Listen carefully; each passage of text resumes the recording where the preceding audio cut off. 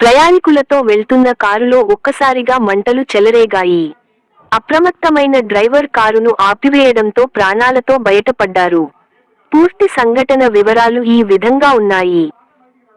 కామారెడ్డి జిల్లా మాచారెడ్డి మండల కేంద్రం శివారులో కామారెడ్డి సిరిసిల్ల రోడ్డుపై ప్రయాణిస్తున్న సిఎన్సి కారులోంచి ఒక్కసారిగా పొగలు రావడంతో అప్రమత్తమై కారును డ్రైవర్ శ్రీనివాస్ గౌడ్ పక్కకు నిలిపివేశారు.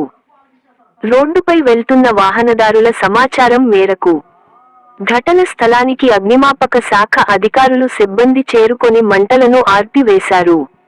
కారులో షార్ట్ సర్క్యూట్ వల్లే ప్రమాదం సంభవించి ఉండవచ్చని అగ్నిమాపక శాఖ అధికారులు భావిస్తున్నారు. బాధితుల ఫిర్యాదు మేరకు మాచారెడ్డి పోలీసులు కేసు నమోదు చేసి దర్యాప్తు చేస్తున్నారు.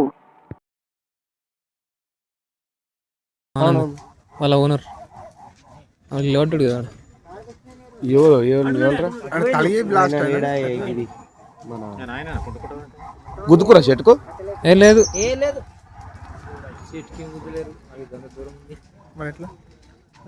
ఎల్పిజి అరే ఎల్టీ అది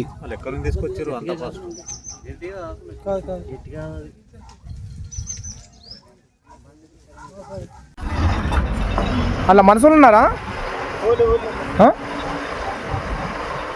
ఎట్లయింది అది? మనుషులు ఎవరుండే?